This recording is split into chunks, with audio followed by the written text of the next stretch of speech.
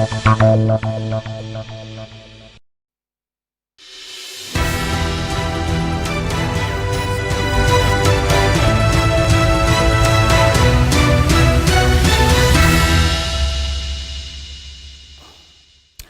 the last Sunday of the month of October in the year 2025. Good afternoon.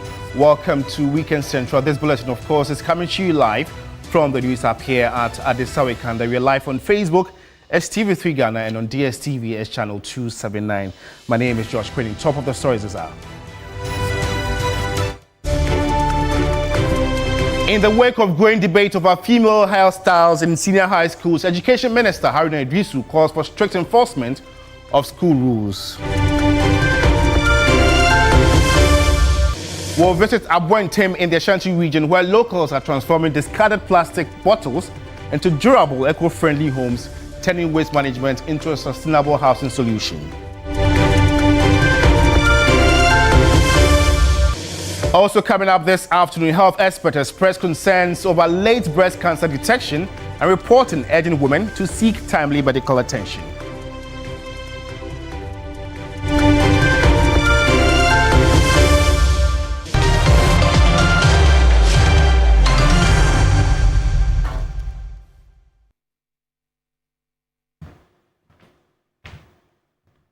Well, we have details of these stories and many more coming up in the next 60 minutes if you spend your time with me.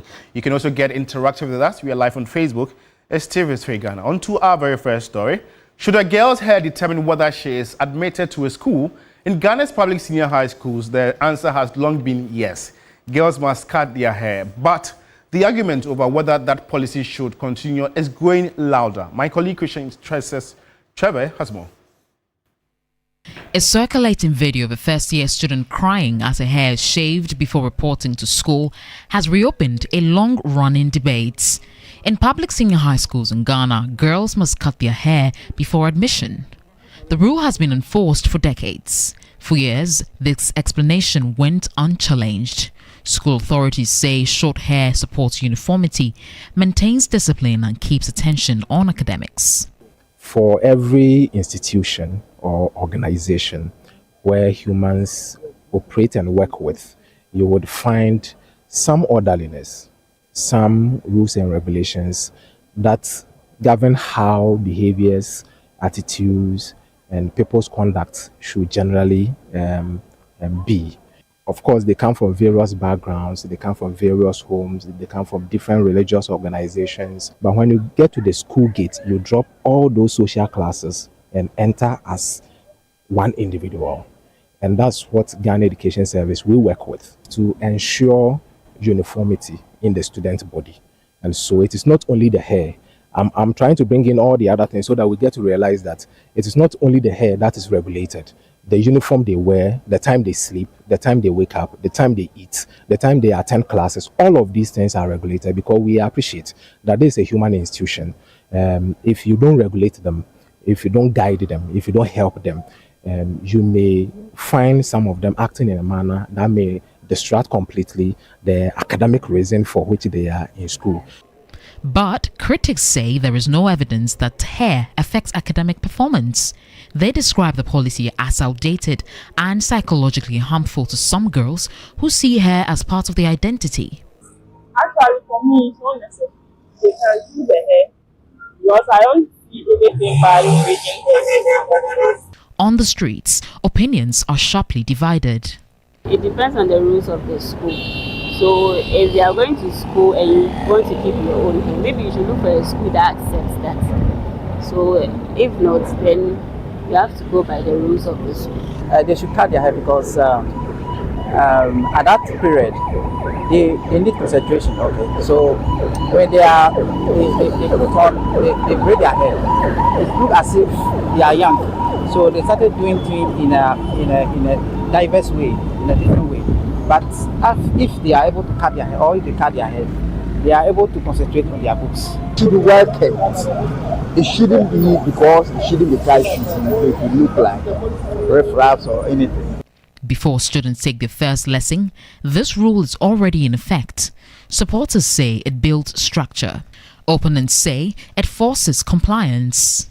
Online, Many now question whether a rule created in a different era still fits the present. Headmasters say they are not the origin of the rule. They only implement what comes from above. There is a policy, and the powers that be saw it that as part of looking decent, your hair must be very, very kempt. And so we go according to the policy. It is not just girls. They said students, learners should look decent. And so, and what we are also looking at is, should we allow them in the school?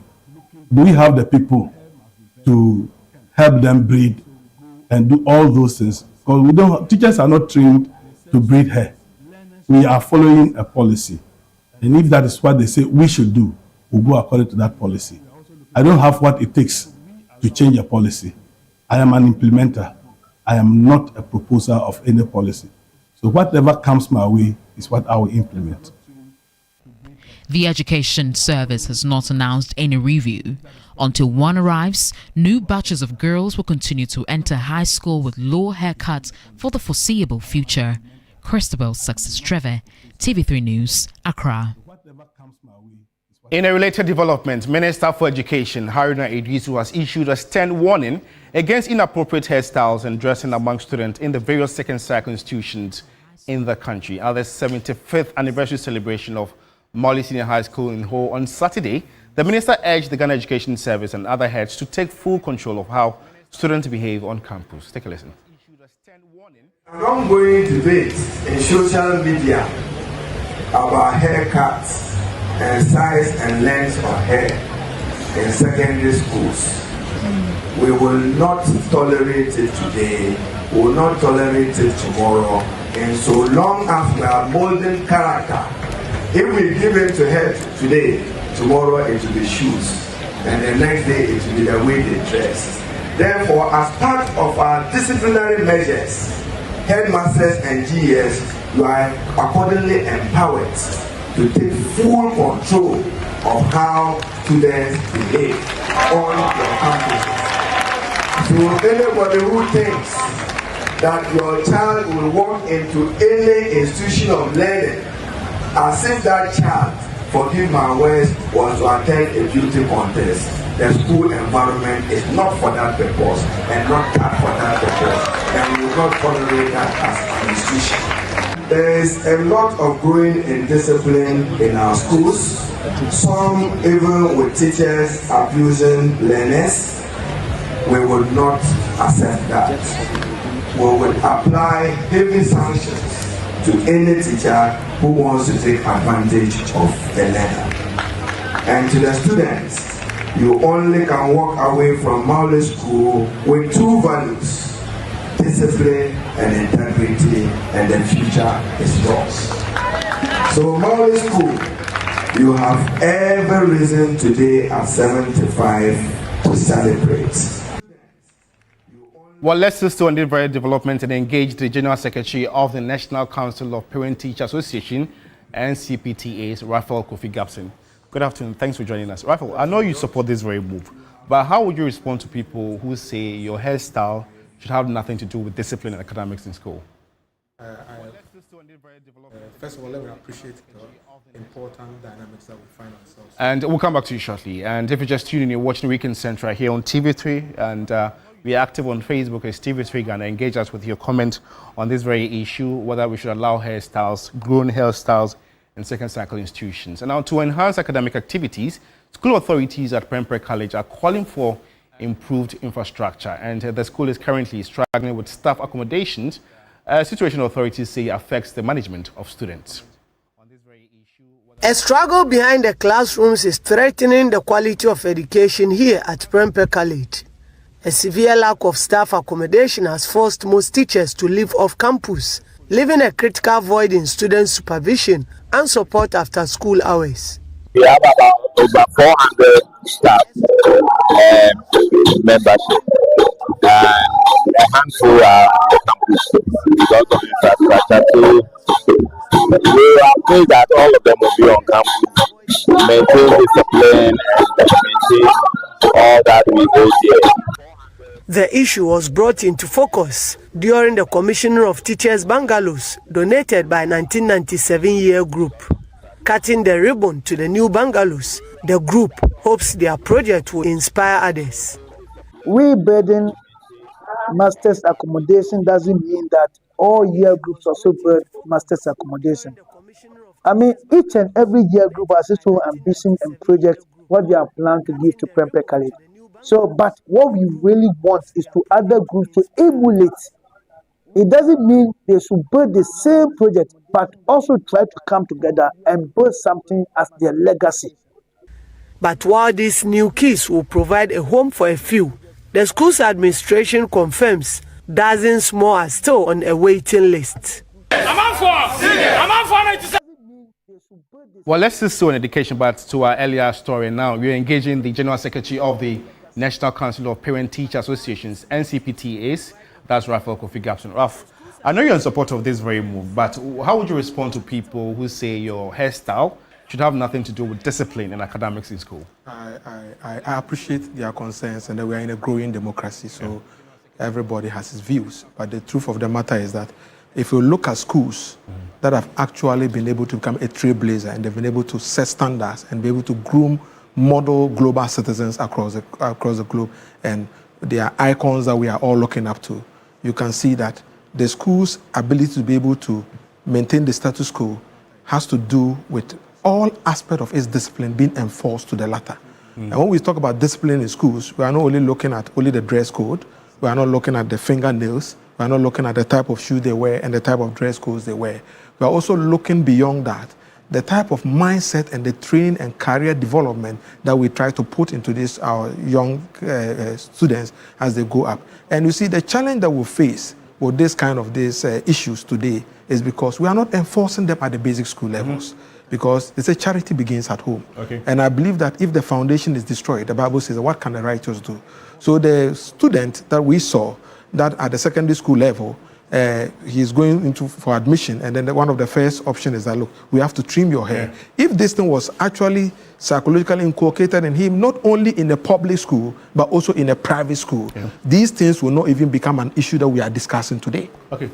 You get the point. So we have to fix it at the right place.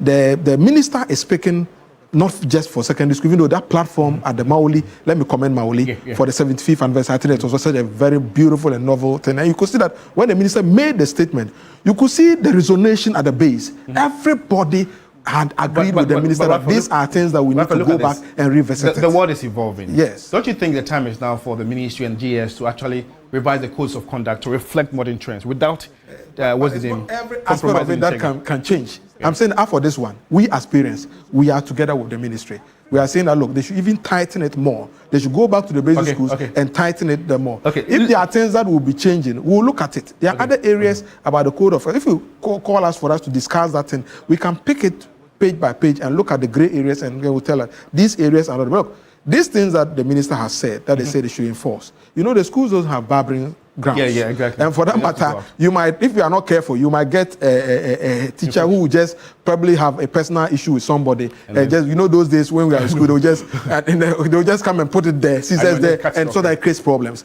But if we are able to agree, both the school management, the PTAs, and other stakeholders agree, look, in this school, let's have a barbering shop. Let's have a decent price fixed. At the end of every month, every student should be able to. I think when we do these things, and it's part of the school culture, it will make these things become a decent. Unless you have a student who is in the proverbial Bible like Samson and Delilah. Samson's strength is in his hair. So if that child, his strength is in his hair, that one is an exception. But look at it, let's just suppose this with the Achimota Rastafarian issue.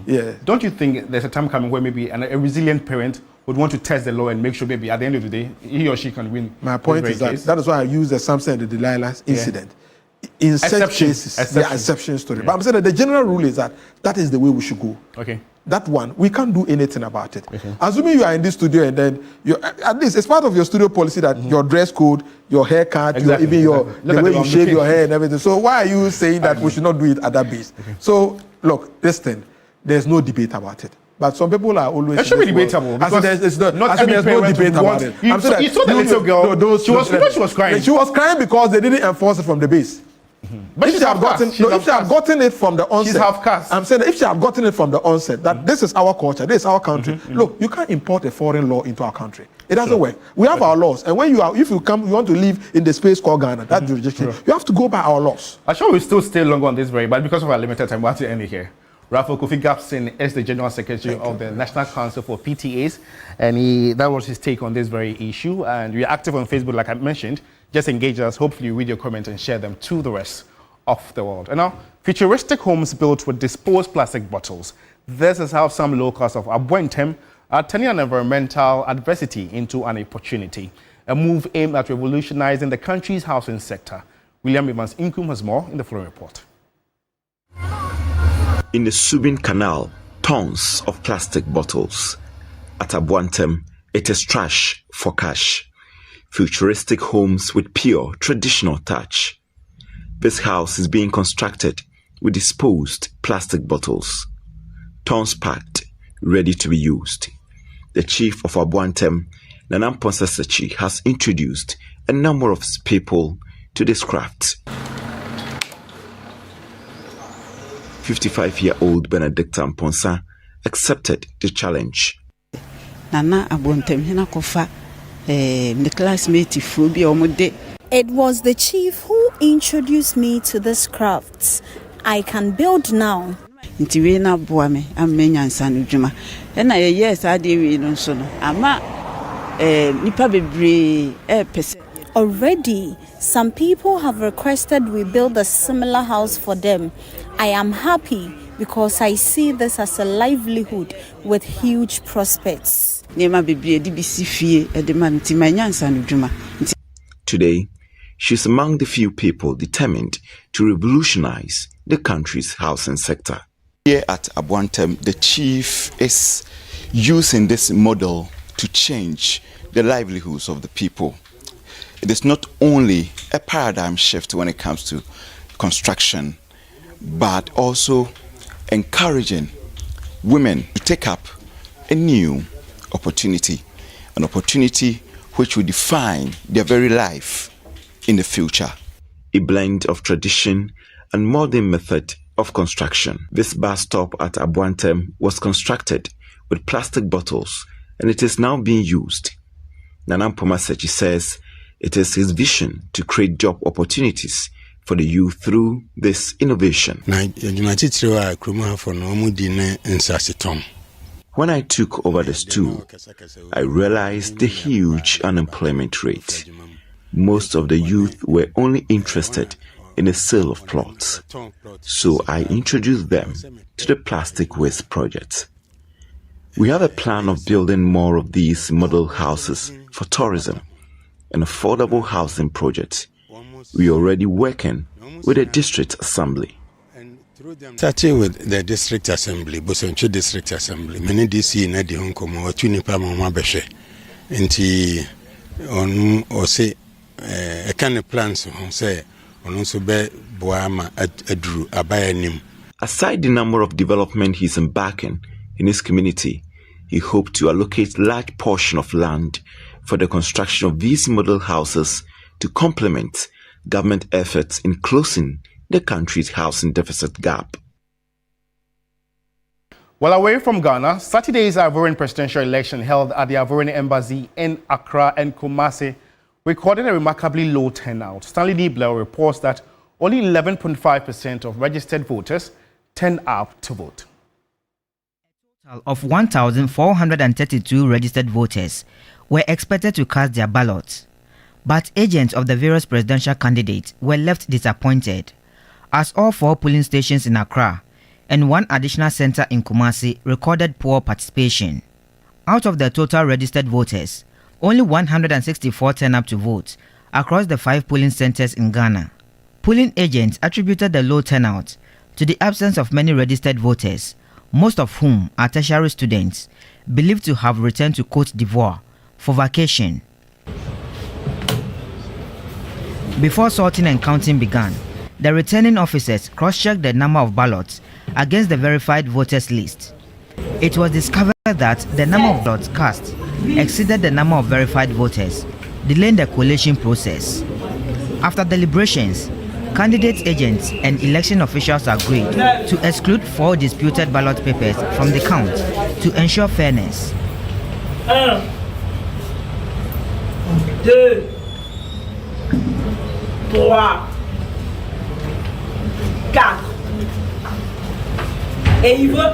Simon épouse Babo.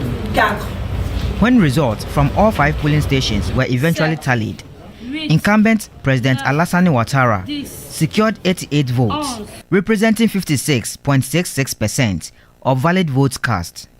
Bully Blanc followed with 41 votes, representing 25% of the total votes. Simeon Ehive Gbagbo polled 15 votes, representing 9.15%. Dom Melo Jacob received 10 votes, representing 6.10%. Bilon Jean Eugene of the Code Party polled 8 votes, representing 4.88%, and Lagu Ajua Henrit of the GPPI Party garnered 2 votes, representing 1.22%. The election in Ghana was supervised by the diplomatic representative of the Ivorian Electoral Commission, a subsidiary of Côte d'Ivoire's National Election Management Body. The outcome of the election in Ghana reflects a significant voter apathy among the Ivorian diaspora, raising concerns about civic participation and engagement outside the home country. The results have been electronically transmitted to Abidjan and will undergo manual verification as part of the final national tally. The winner must secure an absolute majority of votes. If no one reaches that threshold, the top 2 candidates will face each other in a second round. Official results are not expected until early next week. Stanley Nible, TV3 News, Ivorian Embassy, Accra. Well, like we always do, we'll follow up on these very elections and bring you the outcome in our subsequent bulletin. So keep watching TV3. And now, many more women diagnosed with breast cancer continue to die due to late medical care. The Vice President of the Breast Society of Ghana, Dr. Na Adoko Aite, has expressed concern that majority of women fail to report changes in their breast due to fear of surgery and stigmatization. According to her, this has made it almost impossible to significantly reduce fatalities among breast cancer patients in the country. According to health experts, 1 in every 12 women is likely to be diagnosed with breast cancer. Breast cancer is the most common cancer among women in Ghana, with a high proportion of cases diagnosed at an advanced stage. The Vice President of the Breast Society of Ghana, Dr. Na Adoko Aite, expressed concern about this trend and called for change. In 2022, there were 5,000 cases of breast cancer, a little over that. And unfortunately, close to 2,000 women died from breast cancer in the same year as well. A lot more women are probably diagnosed with breast cancer who never make it to the statistics. Because we know that many more women don't even go to hospital. Worldwide, if you count every 12 women, 1 of them may develop breast cancer in their lifetime. Dr. Na Adoko Aite said the lack of awareness has contributed to the increase in breast cancer cases, particularly among women. Government can make a special fund for cancer patients and breast cancer patients in particular. It's a female disease, a lot of female science empowered economy. The program manager of the Non-Communicable Disease Control Program at the Ghana Health Service, Dr. Wallace Odike Olenu, advised women to take advantage of the inclusion of breast cancer screening under the National Health Insurance Scheme, NHIS. National Health Insurance covers breast cancer treatment, so I think people should be empowered to contact the health center or the hospital if they detect a lump, and it shouldn't be afraid.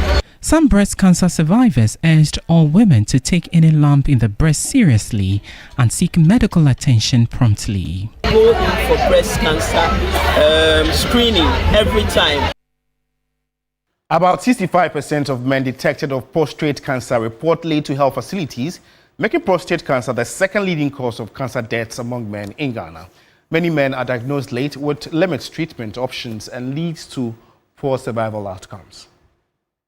Incidence of prostate cancer is increasing in sub-Saharan Africa. It is among the most commonly diagnosed cancers amongst men in the sub-region.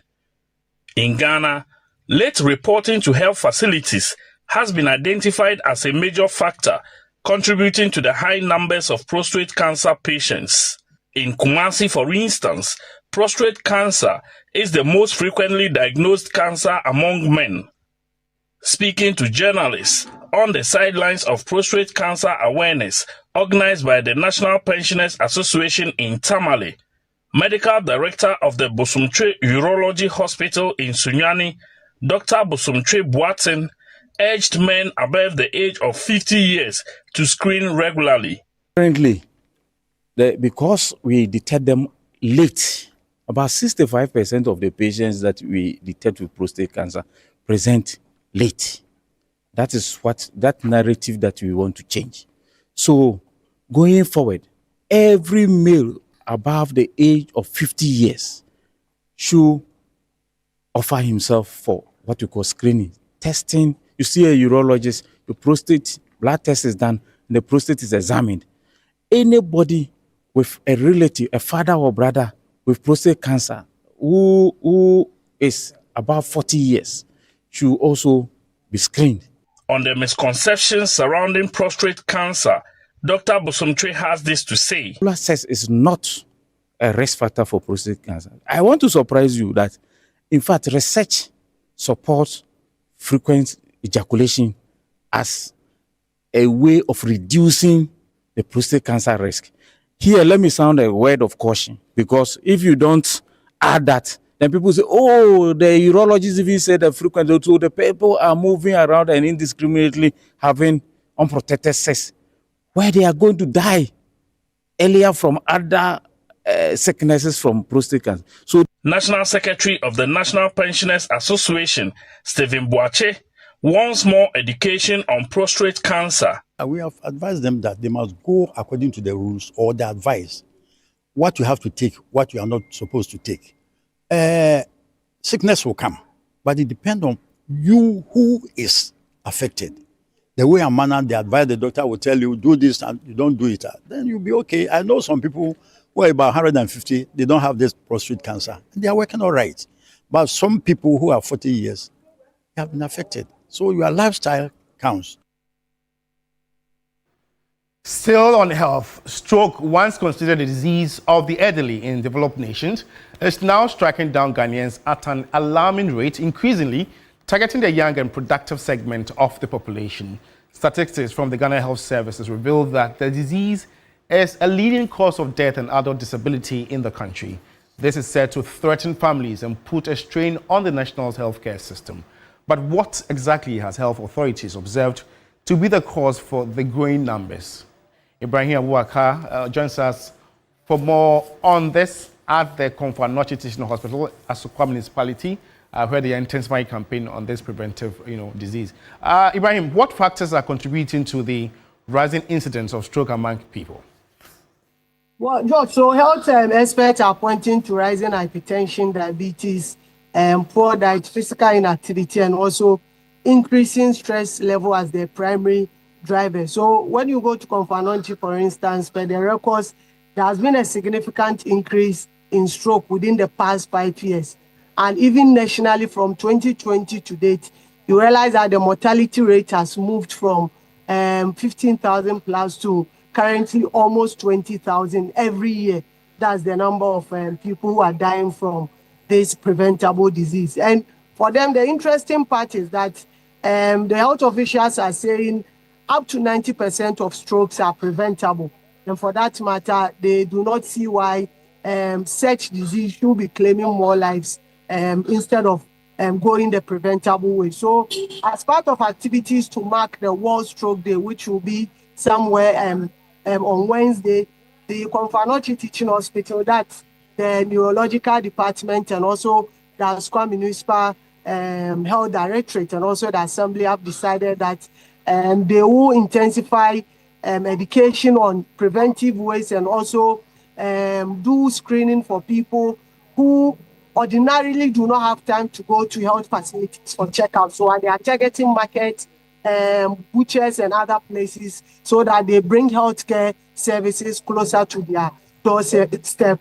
For people who have hypertension and they are not aware, they will easily be picked up and show the way to go. So these are the things they are doing to make sure that they also contribute in reducing the number of stroke cases we are recording annually. Let's listen to what the health officials and also the assembly has been saying. Stroke is currently the second leading cause of death and is the third leading cause of mortality globally, which is very alarming. And even more alarming is the fact that previously it used to be a disease in high-income countries, but now because of the epidemiologic transition, it's now very common in our setting, that's in Africa, in Ghana. And even at Konfuanoche, when it comes to the medical ward, it's the leading cause of mortality, it's the leading cause of admission. So as a team, we've started to put in place strategies to help to control and to reduce the prevalence and incidence of stroke. As Assembly, it's one of our KPIs to make sure that healthcare gets to everybody within the municipal. So there's a great opportunity for everyone within the enclave of Mayanka to visit this health screening for free. And Ibrahim, before you take leave of us, I want to know the people that you engaged, the people that came for the screening, what really is preventing them from going for checkup? Is it that they are busy? Is it that they don't have the funds to access these hospitals? Okay, so George, I think you've mentioned two critical issues. One has to do with their time. They do not have time to even go to the hospital for checkup. You know how most people behave in these countries. Before you see someone in the hospital, it means the person is not feeling well. So the regular checkup is something that majority of people are not doing. That's how come they are bringing it to their doorstep. And also, issues of funds is also a challenge. People say when they go to hospital, you spend not less than 500,000 cedis only for checkup. So they are considering both, but the advice to them by these health officials is that it's better for you to know your even status, especially when it comes to hypertension and diabetes now, so that you go the preventive way than to wait for you to have stroke. That one, it will cost you more money, it will cost you more time, it will cost you more resources. So that is the education that they are giving to these people. Ibrahim Abubakar is Ashanti Regional Correspondent. The issue about stroke is a very serious one, and so if you have the time, just go for constant checkups at the various clinics. And if you just tuned in, you're watching Weekend Central, the last Sunday edition in the month of October. In more news this afternoon, Ghana is grappling with a major setback in its healthcare financing following the withdrawal of $78 million USAID health support. The country now faces millions of dollars funding gap for its 2025 health needs. The Ghana AIDS Commission says government's pledge of $8.4 million remains unreleased, hindering efforts to sustain the national fight against HIV and AIDS.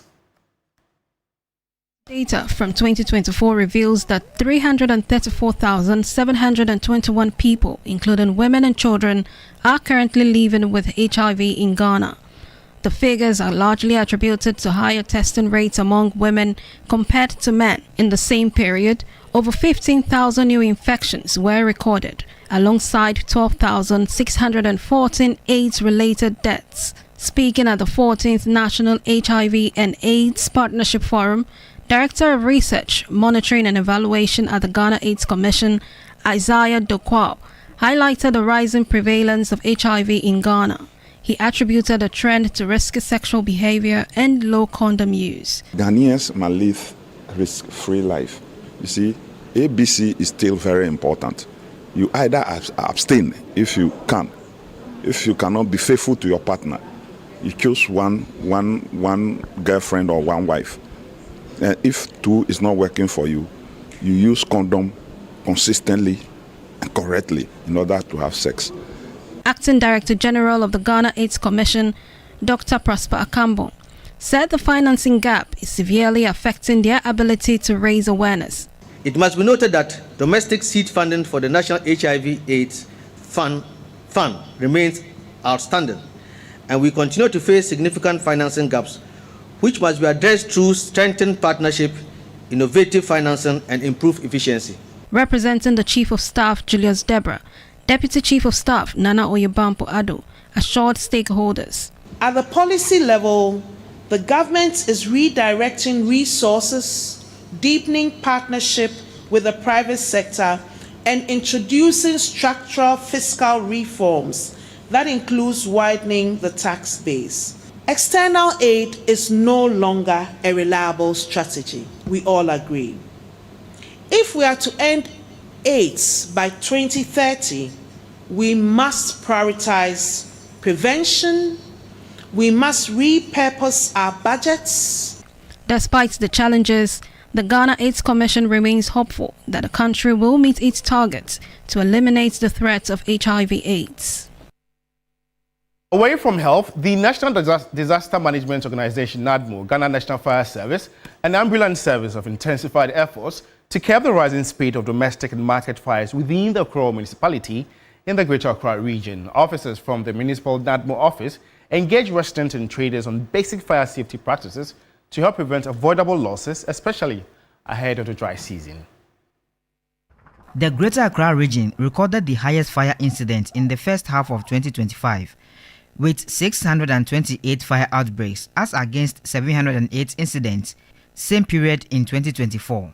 However, domestic fires surged to 36.7% from 35.8% last year. National Disaster Management Organization officials, together with allied institutions in a bid to reduce incidents of disasters, visited homes, shops and market stalls across Nungwa and its adjoining communities.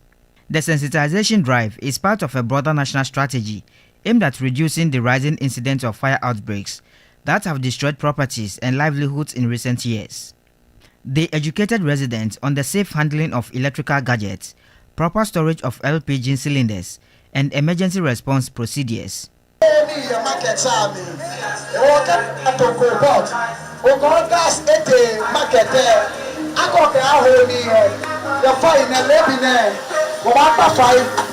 Daniel Nikwe is the Krowa Municipal NADMO Director. A lot of them have been doing a whole lot, which they even don't know they are causing disasters to themselves. Some pouring in rubbish into the drains and stuff. When it rains, it gets to the houses get flooding. So we think they are not aware. We take it they are not aware. So I think we are educating them much. Residents were also taken through cardiopulmonary resuscitation (CPR) exercise to save lives. What you saw was a simple procedure, what we call CPR. It's simple, but it saves lives in so many ways.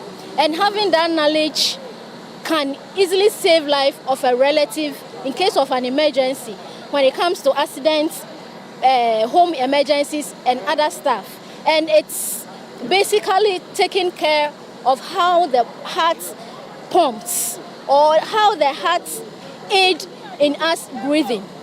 As the Harmattan season approaches, NADMO says it will continue similar campaigns across communities to promote vigilance and ensure safer homes and marketplaces in the Krowa municipality.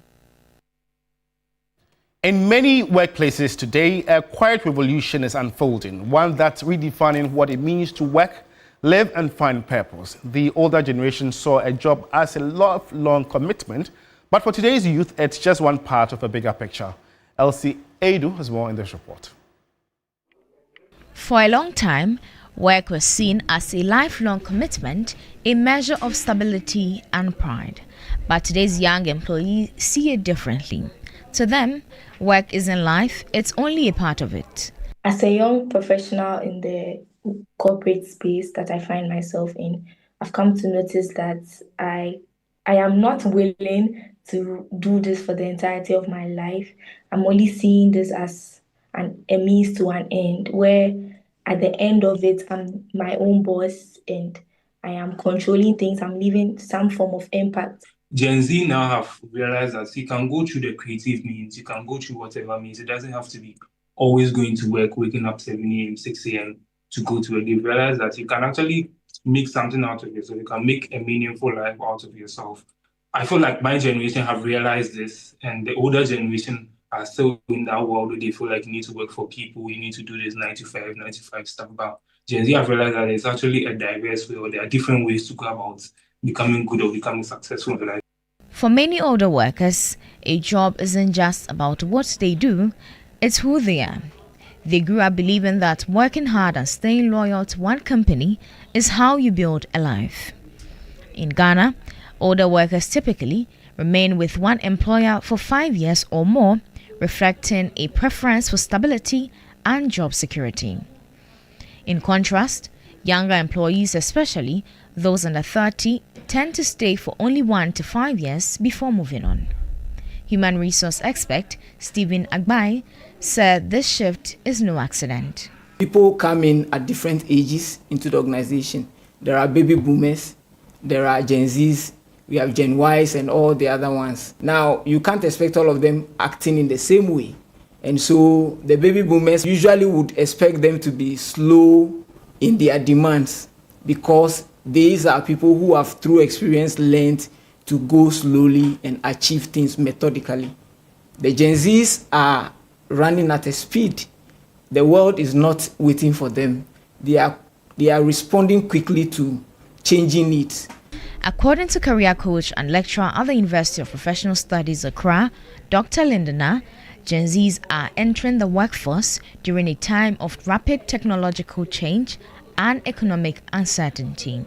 Gen Zs are a very interesting, special and unique group of people.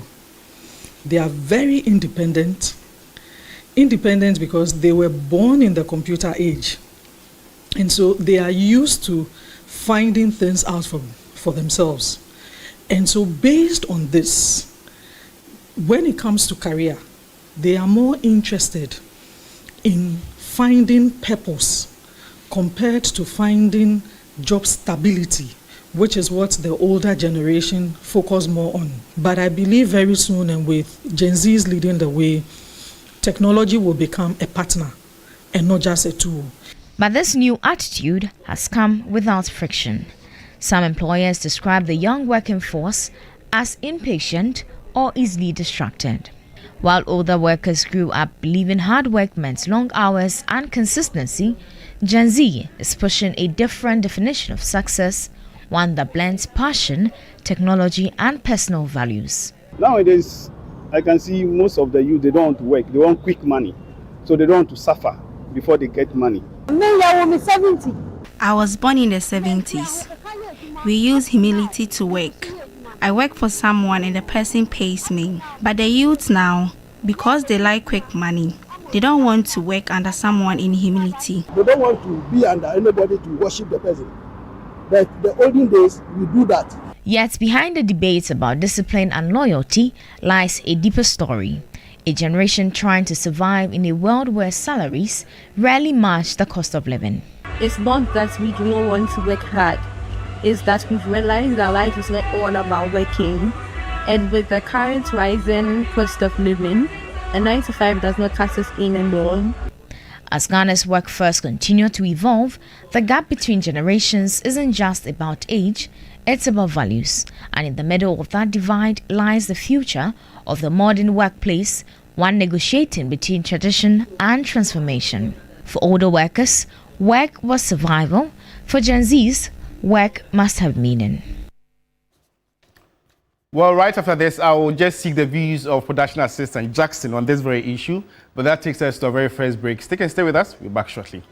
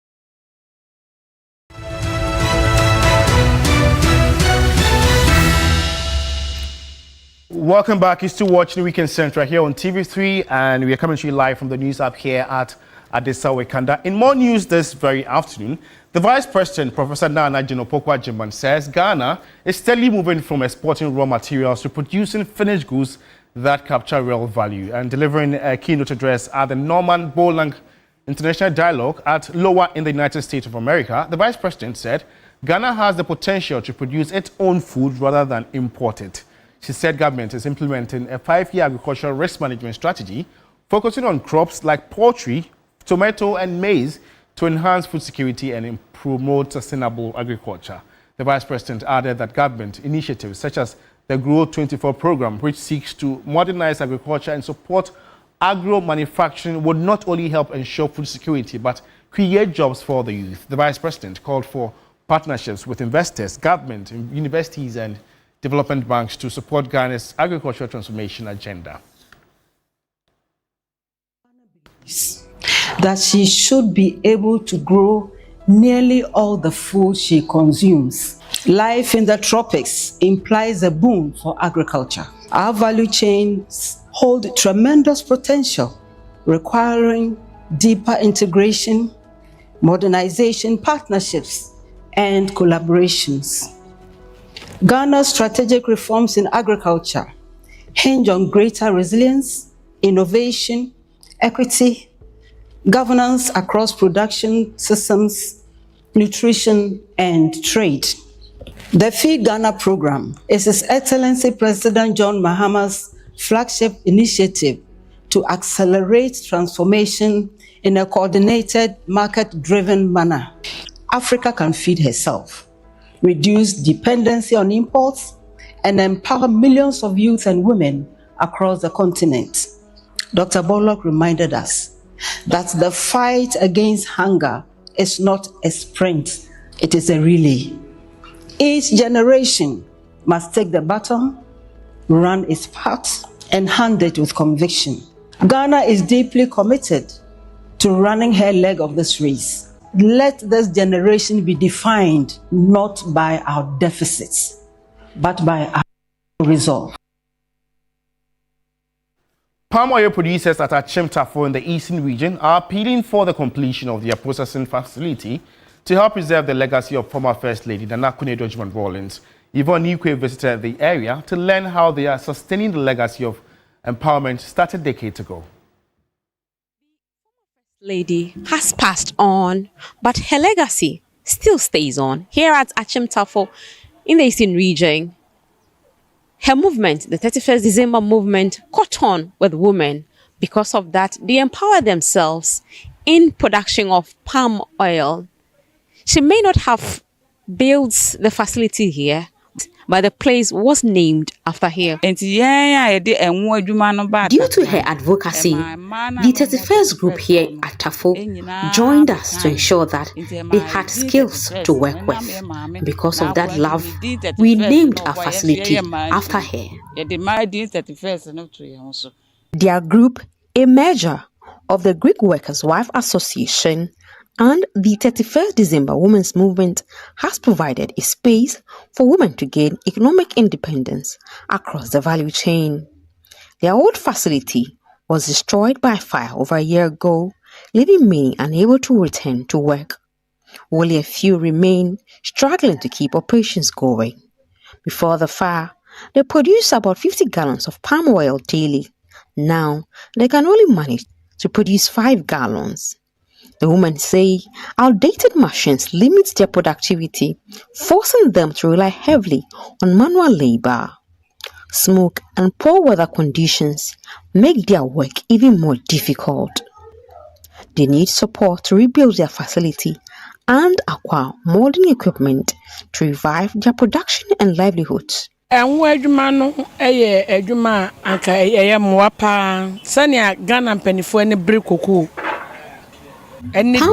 business is lucrative, but we do not receive same support as those in the cocoa sector. If only government will do so. We need machines, financial support, a lot more, including fixing of the roofing of the new building.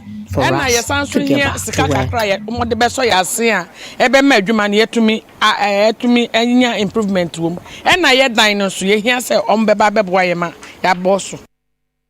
They need support to rebuild their facility and acquire modern equipment to revive their operations and keep the legacy of the former First Lady Anakunidu Ajiman rolling. Women empowerment needs to be felt around everywhere. They test out their own flutes, they carry their own flutes, they cook it by themselves. A lot of them are inhaling what? Severe toxic. So we need equipment that are approved in this sector for the women to work with. You're still watching Weekend Central here on TV3. We're back after this break. Stay with us.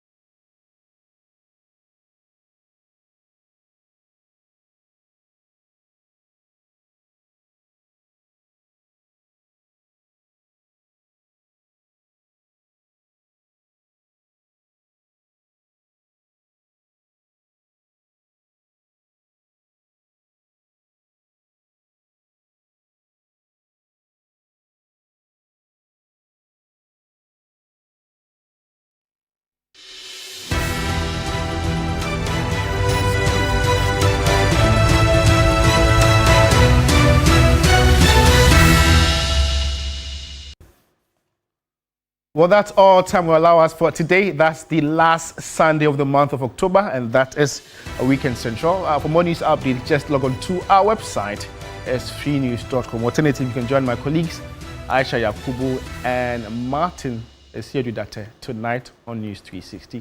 Thanks for watching. It's always a pleasure coming your way. Good afternoon.